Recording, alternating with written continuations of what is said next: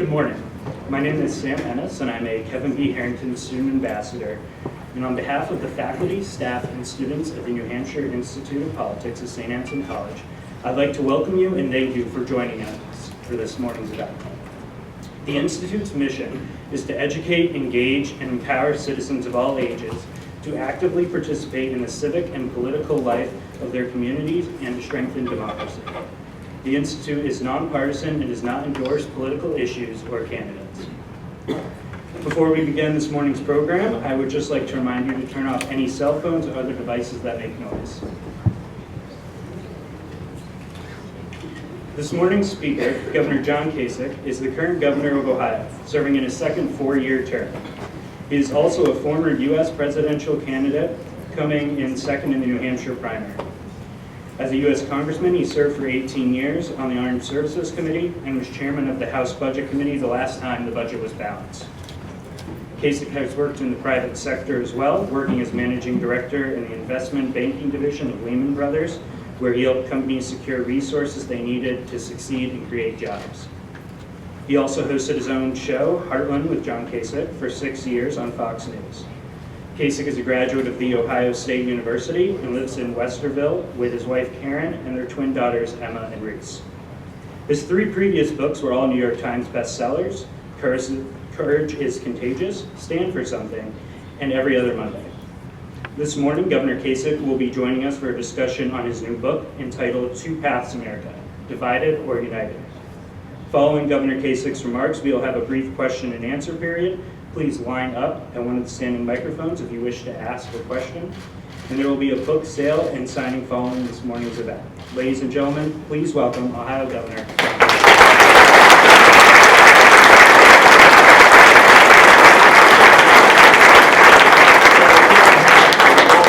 Question and answer session, a short speech.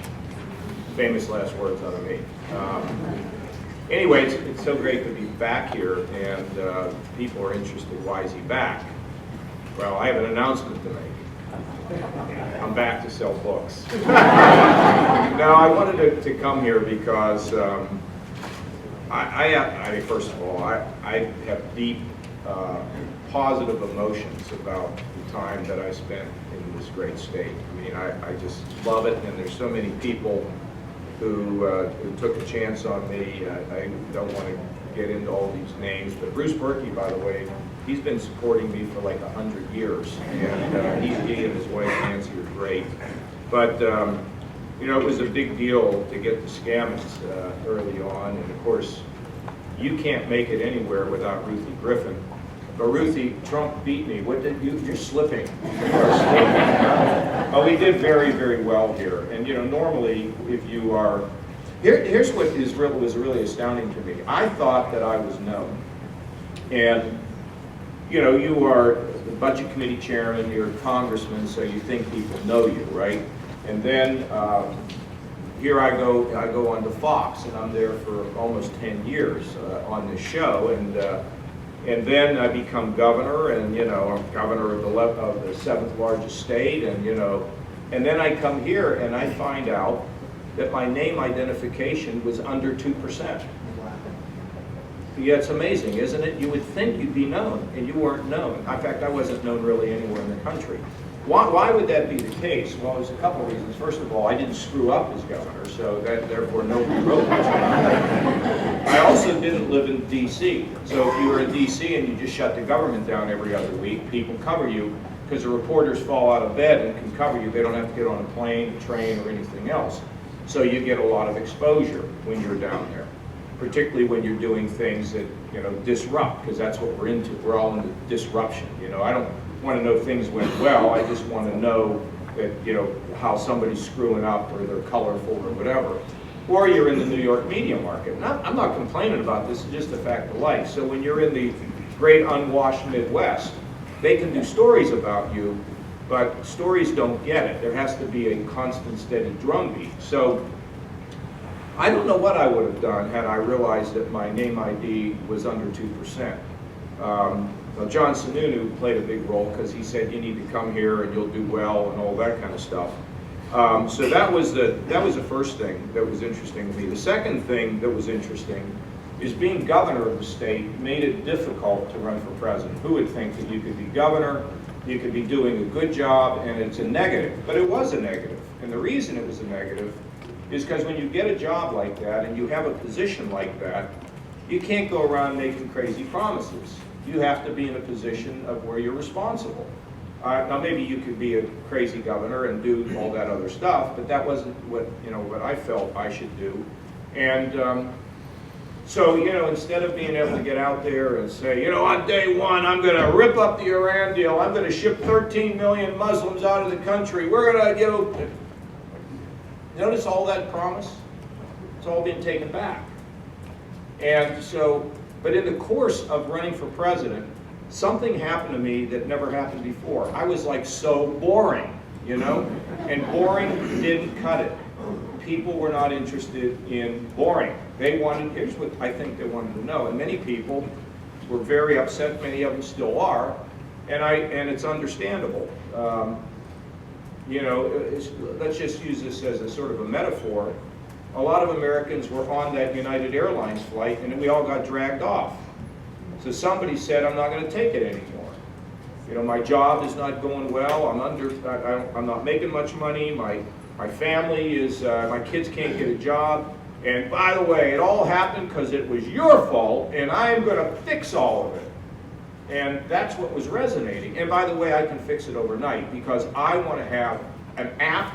Can you give me an app to fix it? I could just have an app. I could have everything I want. Or I can take a pill. And I can just take a pill and everything's going to be magic. Life doesn't work that way. And over time, I think people are going to settle down and realize that the difficulties that we face cannot be solved without unity. The difficulties cannot be solved unless we have deliberate and steady solutions to the problems. And I want to tell you something that I think you're going to see is going to happen. And I know it's going to happen, but I hope it doesn't happen the way that I see it. The number one occupation in America is driving. Think all those people that you see, the FedEx driver, all these drivers. Within 10 years, people aren't going to be driving because we're going to have autonomous vehicles.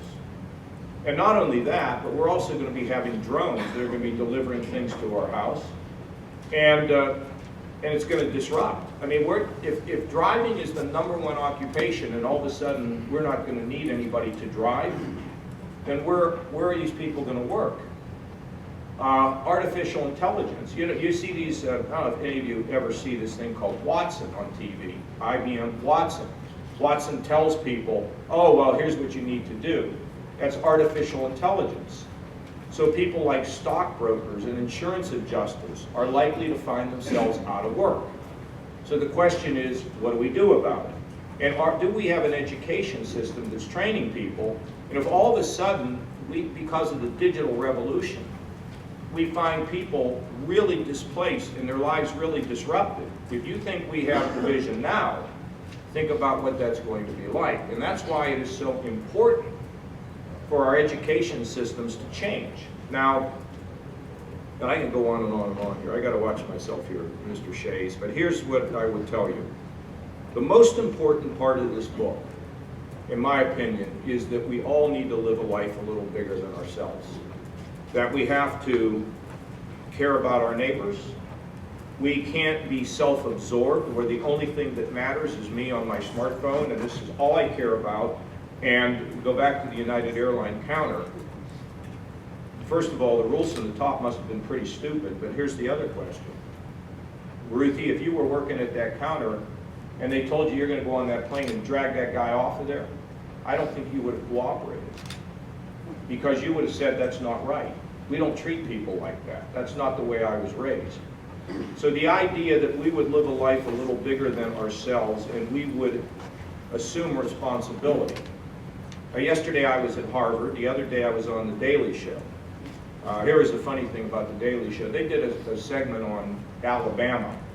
And they went to this church and it was sort of a tongue-in-cheek laughing at some of these people down there about religion. And so I'm in the green room and I'm getting ready to go out, and one of my guys that are traveling with me, he says, because he knows what I'm seeing when I'm seeing this thing, he says, just go out there and sell books, John. I said, no, I'm not going to do that. And so I went out there and I started to talk about the importance, after a little while, of religion. And I think religious people, some, have given religion a very bad name. First of all, they get themselves involved in endorsing candidates, which I think is an outrage. And secondly, their message of condemnation and who's sleeping with who doesn't get it from me. What religion is to me is a connection, a connectivity to your neighbor. It's a perspective about how to handle difficult things in life. And it's about the fact that life is short, and you do the best you can here to make the place better, a little bit better. So when I think about our education institutions and this potential tsunami that's coming at us because of the digital revolution, what is it going to take to get the people who run those institutions to wake up and change the way in which they do things? Because right now, and it's with all of us, none of us like to change anything. We want to drive to work the same way, we want to study the same way, we want to go to places the same, it's what we want to do. And change is hard for people. But if you change, you find that there is a new life, there is innovation, there's a certain freshness to everything, and you're going to be remembered for the things that you did, not for what your job was or how much money you made. And so it's on all of us to try to carve out a better future. And that means that we ought to all spend about 10 minutes a day reading something that we don't agree with. Because what's been happening is all of us are absorbing only that we agree with and getting rid of those things that we don't agree with. And my mother and father told me, as I think whoever raised you told you, you got to be able to listen in life. You need to have an open mind. But if our minds are closing, you tell me how we're supposed to solve problems, because nothing gets solved. I don't care if it's a broken down tractor on a farmer's field. Nothing gets solved if the people don't come together to fix it. Am I right, Doug? That's where the neighbors show up and they say, okay, what are you doing here? And you work together. And that's a large part of what is ailing us in this country. And I wrote this book because I love my country, and I love my 17-year-old twins, and I want them to have a great America. And so if we all just think about what we can do to contribute to the common good, we don't need to be saints. I mean, nobody's looking for sainthood. I'm the farthest thing from it. But if we can just think about what we can do to serve and leave a positive legacy in wherever we are, then I think that this country will be stronger, and I think we will be healed, and it all starts with us. The final thing that I say, and then we're going to go to some questions here, I hope, is I went down to Atlanta at the invitation of Bernice King, who is the daughter of Martin Luther King. And I was being interviewed on stage, and there were about 500-600 people sitting out there. And they were, I'd say it was about 98 or 99% African American. And so during the questions and everything, we went to the audience, and one guy yells, "What about Trump? What about Trump?" I said, "Really? What about Trump?" I said, "What about your neighbor? What about your kid? What about your community? Why are we spending so much time thinking about something that really, in most cases, doesn't even affect us, like our normal life affects us?" And when I thought about King, you know, and I said, you think about Dr. King. Dr. King could not get a meeting with the top politician. You know, they were all afraid. They didn't want to meet with him. Oh, it's too hot an issue, the issue of race. So what happened? He organized the communities. He drove things from the bottom up. He didn't go, he couldn't get a meeting. And then when the people decided they had enough, all of us, Republicans, Democrats, liberals, conservatives, rich and poor, the message from the community got driven to the top and change happened.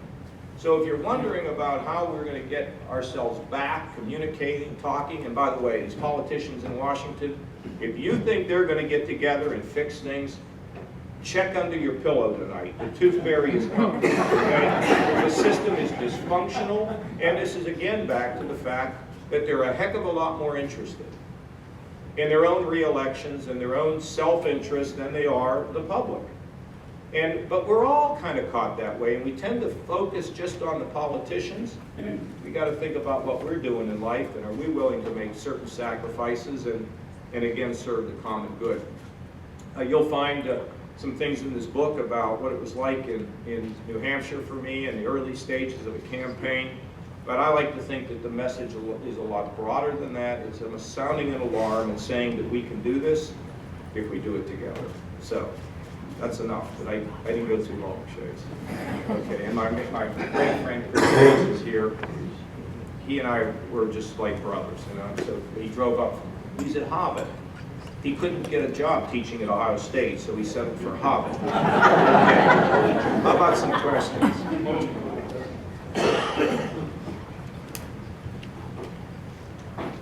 No questions? I can. Oh, we got a young guy. Okay, who are you?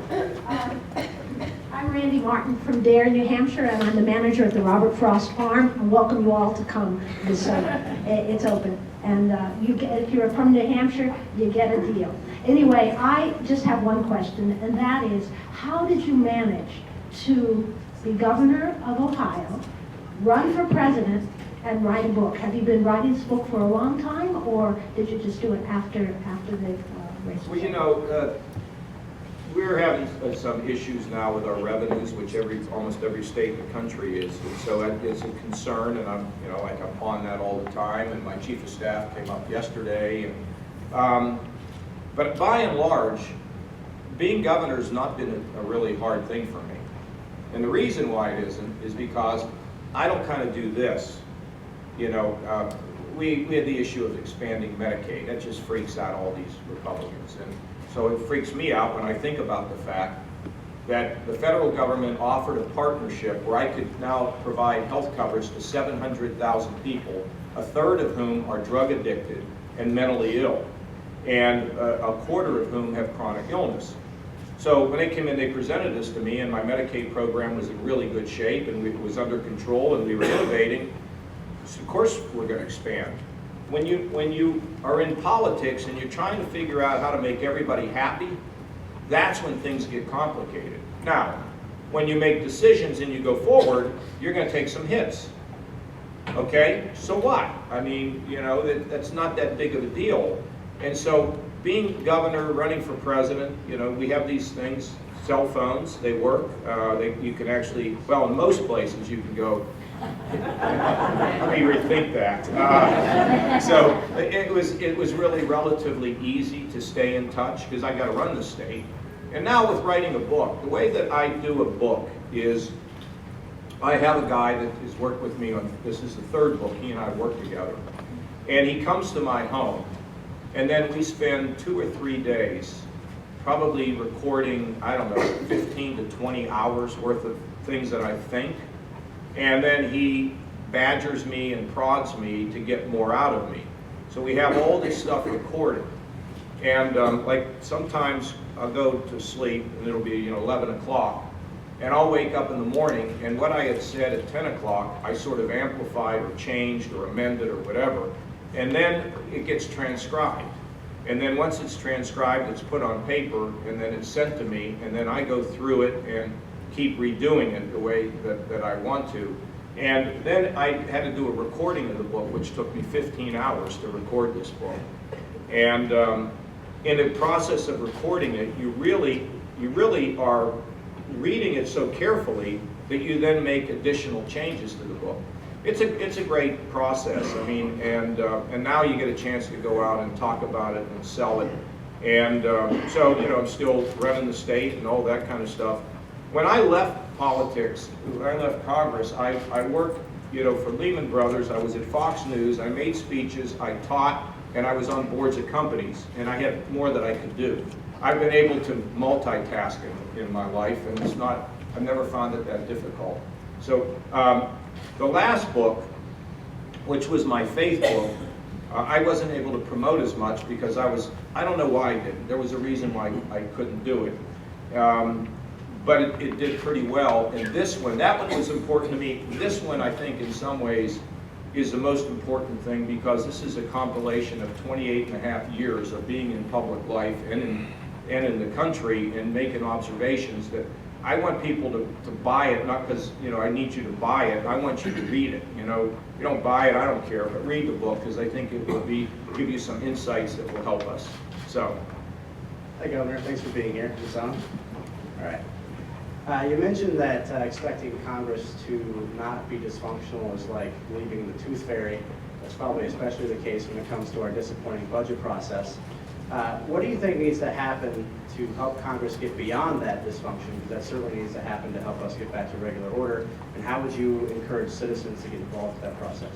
Well, I think it's been great that people have been out there yelling and screaming and marching. The only thing I don't like about it is if it leads to some sort of hatred. I mean, everything's good about activism. You know, I want the environment, or I'm marching for women's rights, and that's good. But you don't want that to spill into some sort of blind philosophy here where you can't even talk to anybody else. I mean, it's important that you're able to communicate beyond that one issue. But here's what's happened. People have given up bowling and they've taken up politics. So they sit in front of their television all day, and if they're a liberal, they consume the liberal stuff, and if they're a conservative, they consume the conservative stuff, and then they follow that up with everything else they consume, and then they become political experts. And then what happens is they become very, very strong in terms of what they demand of the people who represent them. And in the course of all this, we created this thing called gerrymandering. So we cut these districts up so that this is safe Republican or this is safe Democrat. A Democrat can't win in a Republican district and a Republican can't win in a Democrat district. And then what happens is with the people who are so knowledgeable now about politics, let me get my tongue out of my cheek, they then demand that this representative act a certain way. And if you don't act the way they want, if you're a Republican, they primary you from the right, or if you're a Democrat, they primary you from the left, and all it does is move everybody like that. So what can happen? First of all, we ought to get this gerrymandering. We have to change things so that both parties have to agree to whatever the maps would look like. That would force a change in the way these lines are drawn. Secondly, people should spend 10 minutes a day trying to read something other than what they disagree with, because we can't have the people in the constituencies just saying that if you compromise, you're a traitor. I don't know anything that's happened. If I went around here and looked at these pictures of, hey Neil, I mean, I see Bradley and I see Bernie. Neither of them are president. Where's my picture? And there's Hillary. What am I, Chuck Liver? Why am I here? Pathetic.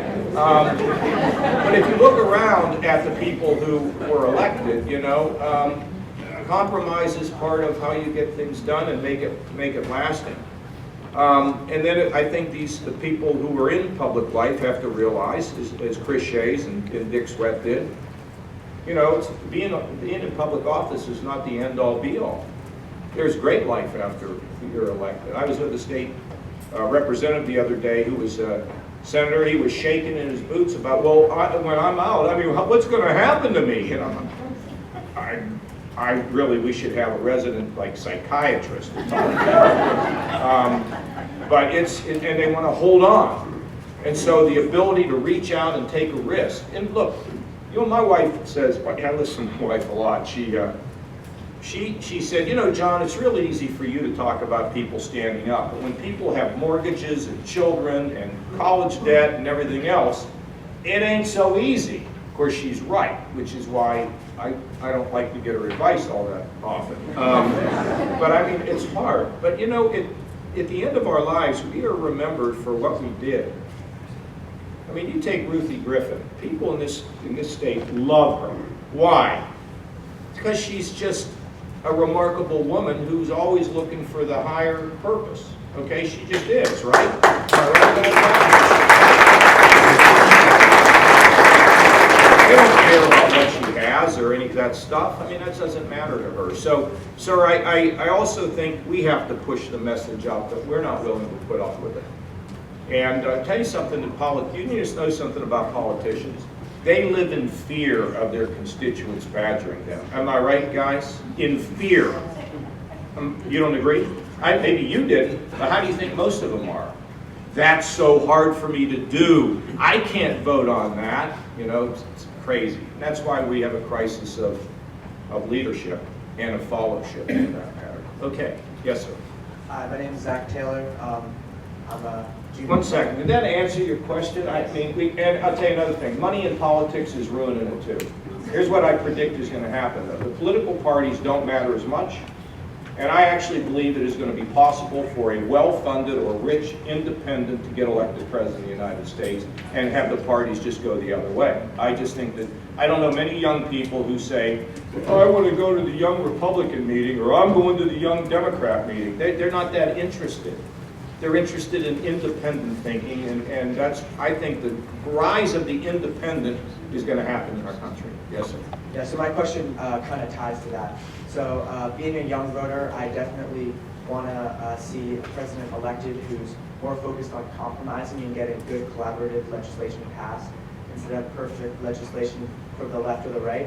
And I think that the primary system has really made it difficult for candidates like yourself who are moderate and really take common sense when they're thinking of policies to get through.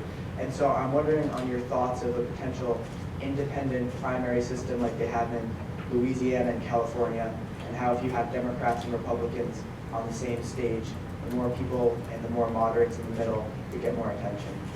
Well, part of that is the media. Now, you know, here's in their responsibility. So I called this executive of one of the major networks, and I said, you know, man, you made $1 billion covering Trump, and now they're going to want you to make another $1 billion, and that's fine, but when you're making the second $1 billion, are you going to be able to look yourself in the mirror? Because there was a time in the campaign where the media would, there's here, empty podium. They put the empty podium on because they were getting ratings in anticipation of Trump coming out and saying something that was outrageous. And so the question is, how does the media conduct themselves? Now they're in a real box because it's all clicks for cash. So, you know, I work for a paper. If I don't write a big headline, then nobody's going to read it. If they don't read it, then the paper's going to go down. And so I got to just go and do whatever I can do. The issue gets to be about, again, we're back to responsibility. Are you willing to just sell out your basic principles in order to make money, or are you willing to figure out a way to be interesting and get viewers, you know, with a more traditional way of approaching things? The other thing is, yeah, I think the idea that you have these jungle primaries, or I don't care. I mean, it doesn't matter to me. Any system that comes out that says that we can have candidates that propose solutions rather than just get headlines by saying crazy things makes sense to me. And you know, these are all things that are difficult to unravel. We were in Congress. Dick and Chris are buddies. We could get along. It's all deteriorated over the last 20 years. So if it deteriorated over the last 20 years, it's not going to be fixed overnight. It's going to take time for leaders to say, this is wrong, let's knock it off, let's serve the country. And if in the course of it I lose my election, so what? Because you know what? They'll never lose their election. You don't lose your election because you take strong positions. It just doesn't happen. You lose your elections when you become namby-pamby and weak. That's because people sense, you're not really a leader, I don't want you representing me. So there's no law we can write. There's some changes we can make in the system, but it's you know, it's just going to take time. Yes, sir. Hi, Governor Kasich. Thank you for coming. My question as a college student revolves around the issue of free speech on college campuses. Fortunately, at this awesome school, we don't really have to deal with free speech problems very much, but other larger schools. But other large schools seem to have this problem, and so my question is, as college students, what do you think can be done to address this issue, and how do you think it can be solved? Well, let me be clear. When I'm done being the governor, I'm going to be opposed to free speech.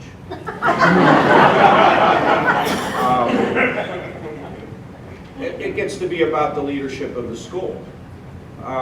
This is becoming, since I was a young man, everybody's like, oh, my kids go to college, they're all liberals, and they're just filling their heads with all this stuff. My God, I've been hearing this forever. Kind of the way I look at it is, you get raised, and then you go to school, and you hear a completely different point of view, and you leave, and you kind of go back to normal. I don't really sit around and worry. I mean, nobody likes to hear that, because that's too easy. But it's up to the leaders of a university to be able to say, we're going to hear different points of view. And if I were president of a university and all of a sudden I wanted to have somebody and there was a threat of violence, I'd find out how real it was. We don't want to have to find out who's trying to incite the violence and all those kinds of things. But I would want to have as much free thought as I could possibly have without endangering the public. And I think in most cases you can have a wide variety of speakers. And but I'm not sure that I would want to be inviting somebody who was going to give hate speech. I don't think I would favor that. But I've never been in that position to think about it. But it seems to me the more open the better, but there's limits to anything. Okay? Yes, sir. Hi, my name is Zach, and I'm a proud public school teacher. I graduated from St. Anselm, and one of the things that I've noticed with our new leadership is the appointments of people who have little to no experience in the public education world and are starting to make proposals that threaten public You mean in school. Washington? Yes. Yeah. Yeah, that threaten public school teachers and public education. I just was wondering where you stand on public education at the federal and the state Yeah, level. I'm for it. I was up here in a forum, and I said something that really got everybody worked up. I said, they said, what education reform would you have? I said, well, if I were king, I would abolish teachers' lounges. And everybody got like, in fact, one of my friends who I was playing golf with a couple weeks ago, he says, well, I heard you say that, and my daughter's a teacher, and what? And I said, whoa, whoa, whoa, whoa, whoa. Here's what happens. Teachers go into the lounge, and then people feed them information about how everybody hates them and how their jobs are going to be taken away and their benefits cut and all hell's going to break loose. And it isn't even true. But if you sit somebody down and say, oh my, it's coming. Ruthie, it's coming. It's the bad is coming and they're after us. And they hear it day after day. So there's many public school teachers that think that they are disrespected and not liked. And that's baloney. That is not true. But you go in those lounges and you hear so much of that. Now, Washington. What do you care about? What are you worried about? You think what Betsy DeVos does in Washington is going to affect you in the school district? I wouldn't even know how that would happen. I hope not. Well, I don't know how it would even happen.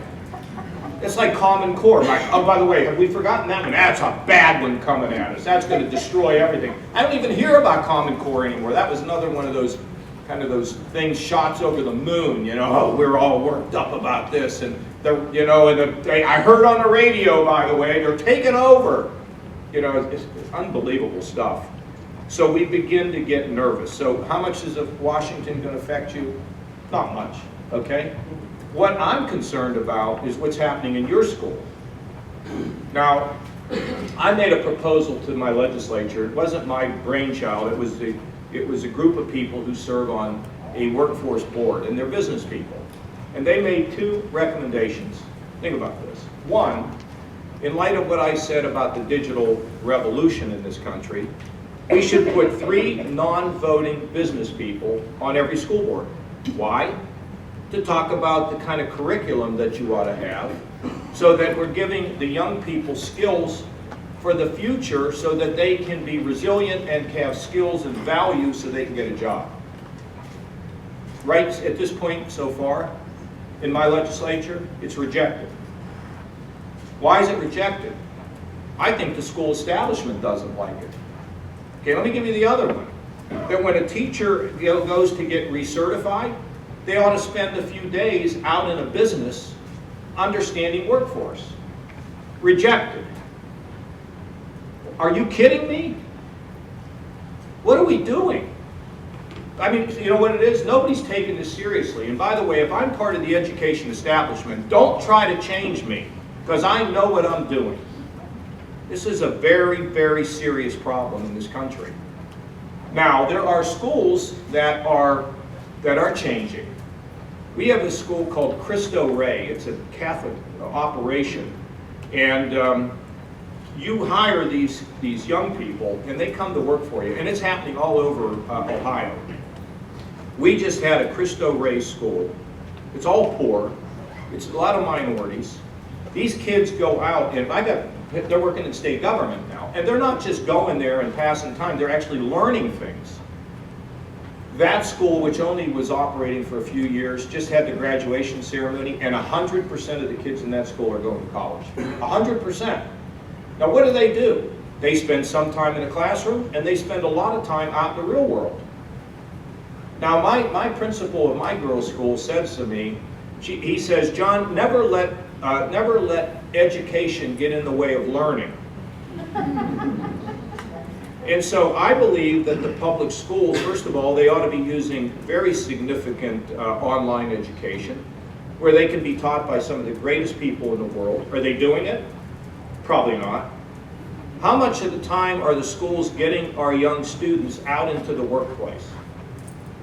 Senator, did they ever have them come to your office and work? Why not?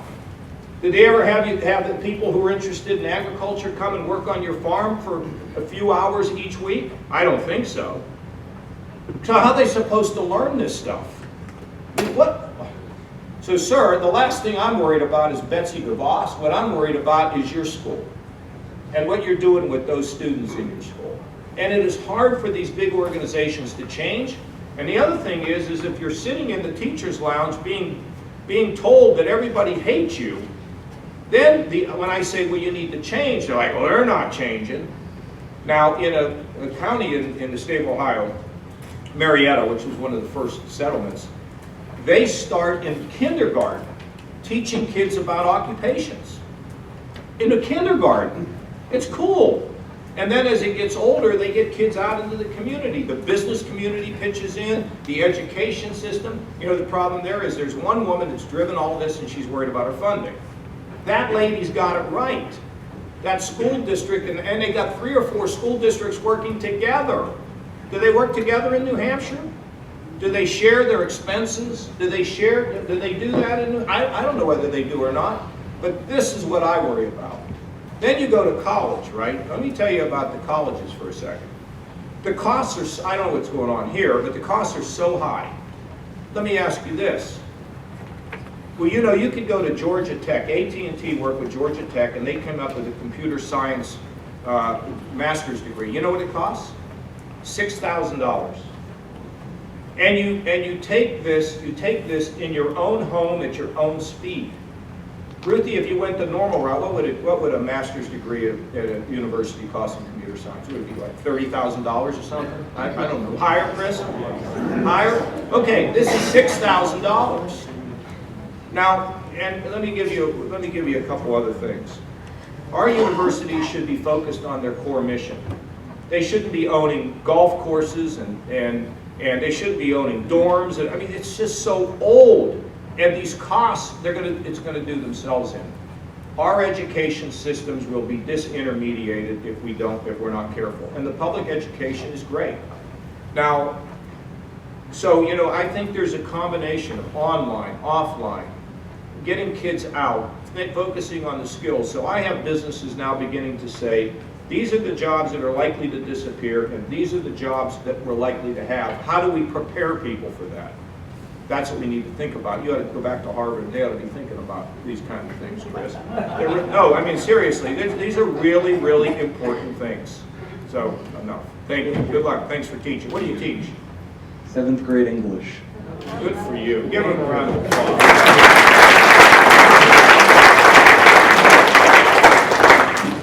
Hi, Governor. I'm a freshman here at St. Anselm College in the Ambassador Program.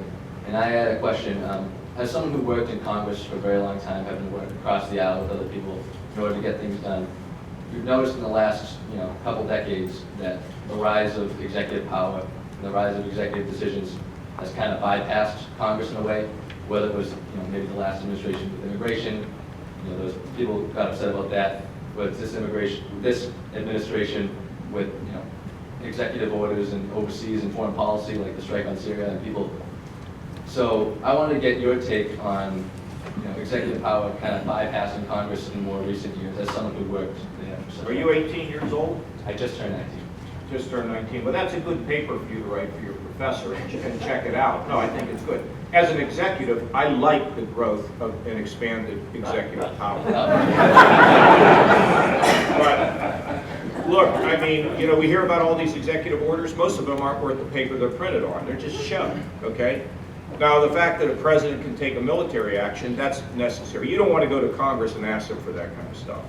So there's a proper balance between an executive being able to do certain things and an executive overstepping their bounds. I mean, that's what the battle is in all the courts.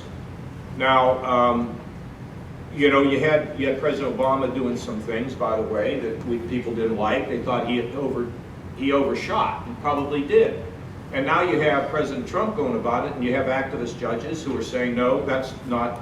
And I think sorting that out is important, because you don't want to have the pendulum swing too much towards the executive, but also not too much to Congress. So I'll give you a good example. We have a military infrastructure. Oh, that was fun when I was up here, by the way. Visited the base, and oh my God. That was, Kelly was freaked out, and I mean, it was unbelievable. I was talking about our infrastructure. You know how much too much infrastructure we have? If you have a base, I don't care whether you need it or not, you're going to fight to keep it. You know how long it took to get the Congress to approve a system of getting rid of unnecessary assets in the military? We just have this big increase in military spending. I got one question for you. Why don't they reform the military when they're doing it? But that's too hard. Because, like the base here, you would come up here and say, well, I don't know, is this base supposed to be open? They'll come and kill you over that. You remember that little, you probably don't remember it, but my friends do. Remember that, Doug? I mean, everybody was so worked up, was Kasich's going to close our base, Well, the fact is we have too much of infrastructure. You turn that stuff over to Congress, they'll take 100 years to be able to deal with that. An executive should have the ability to make some decisions that you really don't want to go through a process where it takes too long for people to agree. But it's a balance, and I think that's why it's good that we have a court system that can check an executive who's getting too carried away. The other thing that we have to respect is, as much as I criticized and said some things about the press, thank God we have a free press, because the free press is a hallmark of a free society. It really matters. You should do a paper. You go to your professor, say, I want to do a paper for extra credit, and here's what I want to look at. I want to look at what executive orders really mean, which ones matter and which ones are just show. That would be worth it. If I were your teacher, I'd give you an A for that. Yes. I don't want to go on too long. Am I overstaying my welcome here? Who's in the back? Yeah, Not by me. Go ahead. I'm Nancy Pape. I grew up in an evangelical church. Now I attend a UCC church. In both churches, I was taught that one of the things we do is to, when someone is in prison, we go and visit them. I've been taught it for decades, and a few years ago, I finally overcame that fear and became a volunteer at one of our county facilities. And I was just amazed at the wonderful things that are happening in our county facilities. People are earning GEDs, people are kicking drug habits, all this wonderful things that are happening. And in New Hampshire, we have this really wonderful partnership where community members go in and do these kinds of things, and it makes it work for our state in terms of really low recidivism. And I've also been reading about the for-profit prisons, and I know you've commented before that you have them in use in your state. We have one. Okay. My concern is that this wonderful system we have going here in New Hampshire is based on You don't want everybody profit to get putting in the way in. and start squeezing people because people are interested in making profits. Yeah, That's what you're worried about. yeah, that's what I'm worried Yeah. about. Well, first of all, we have one for-profit prison. I'd have more if it would pay off, but it doesn't. In other words, we doing it doesn't really get us where we want. We have a low recidivism rate too. Now, when we first opened the for-profit prison, we were not satisfied with what we had, and we were prepared to just knock the people out of the granite. We don't have a problem with it now. And I want to commend you for what you're doing, going and visiting folks and seeing our recidivism rate is low because we want to give people skills when they're in there. Our problem is that 40% of the people in our prisons are in there for less than 1 year. And that gets back to, well, why did they sentence them to prison? Why aren't they doing something else? And that's a whole another issue. But I don't think you ought to assume that just because it's for-profit, that it's necessarily going to be a more harsh environment or less or less successful, than a government-run prison. But that's one of the things. And you're a nice lady. You see, here's a lady with faith. Look at her. And you ought to take a couple agnostics with you, and they could learn. But the thing is, you have to give people in there a skill, and hopefully they will be able to get out. But it takes me to one issue I want to talk to you about, and that's the issue of drugs. Now, I've been working on it for 7 years. We're a major artery because of Ohio and its location. We're 1 day from Mexico. We're a couple hours from Chicago. People want to use the artery of Ohio. We think we're shifting some of them out of Ohio, but so then they go somewhere else. It's a big drug demand. And I'm very well aware of the problems that are up here and in many of the states across the country. So we've shut down pill mills, we bust people. We now say a doctor can't prescribe more than 7 days to an adult and 5 days to kids, and all those kinds of things. And we've seen a significant reduction in number of prescriptions. But I met with the DEA, Drug Enforcement Agency, in Ohio about 2 weeks ago. And these were these guys. They're like 25 years, 28 years, 32 years. And I said, guys, what is the solution to this drug problem? And I was expecting maybe they would say, well, I was holding my breath that they wouldn't say, we'll legalize drugs or whatever. You know what they said? You can't arrest enough people.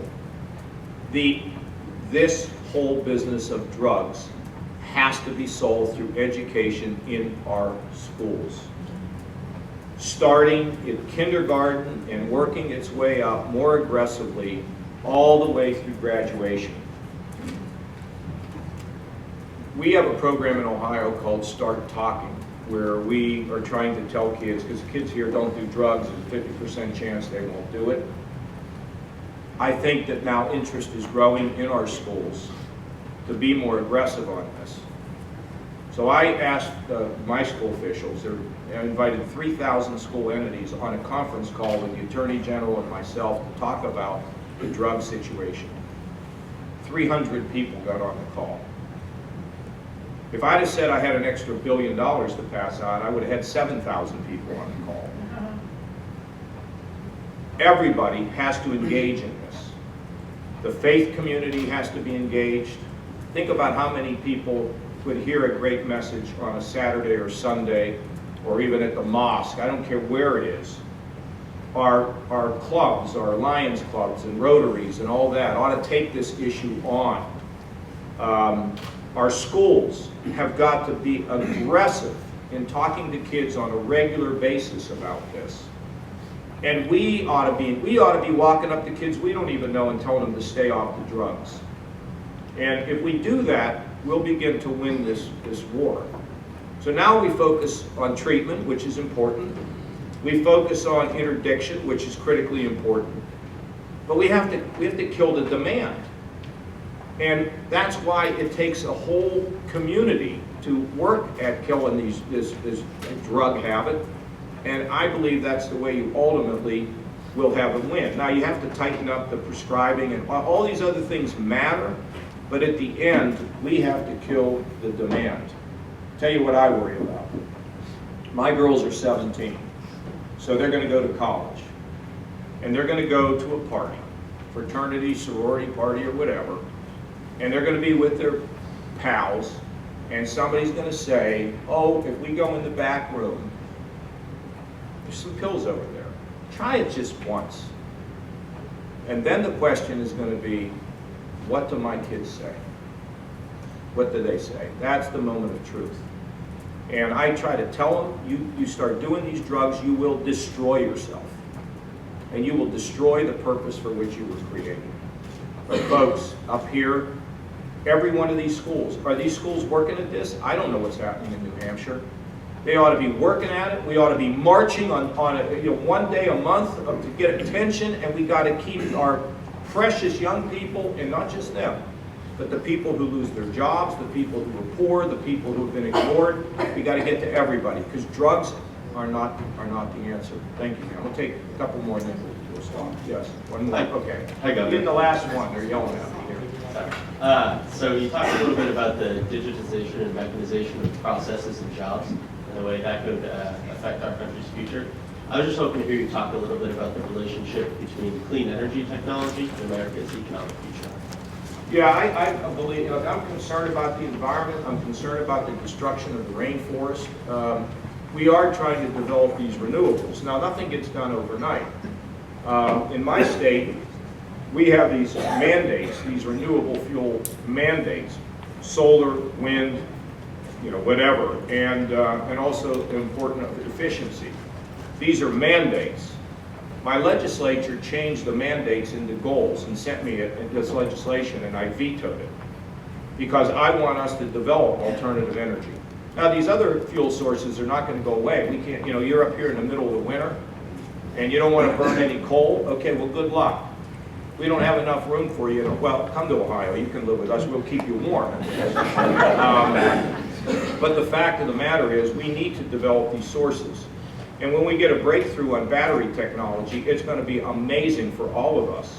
And by the way, the digital revolution that's coming is going to make life great. I mean, think about, Amazon Prime, or, when they deliver your groceries within 24 hours. I mean, all this is designed to improve the quality of our life, but with it comes disruption.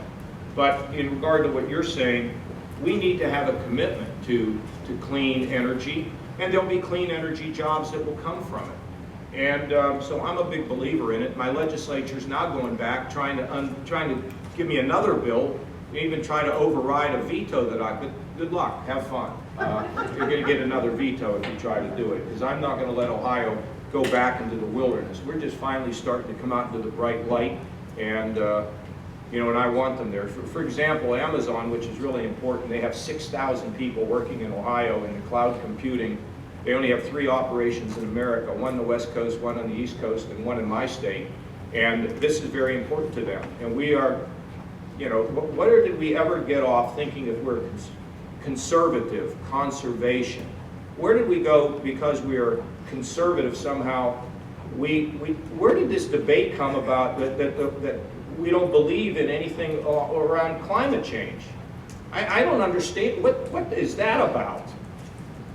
It's ridiculous. So anyway, I'm concerned about our environment. I don't worship it, but I'm going to take care of it because that's what I think is expected of me. So, good. I like your hoodie too. Another thing I want to tell you, something that's new with me, and I saw Bruce Berkey and his wife. They look great. Bruce lost 20 pounds. So when the Olympics were over, I decided I wanted to look like those guys. So I took up swimming. Okay? And I am now swimming a half a mile. It takes me a week to get there. I love you all. Thank you very much.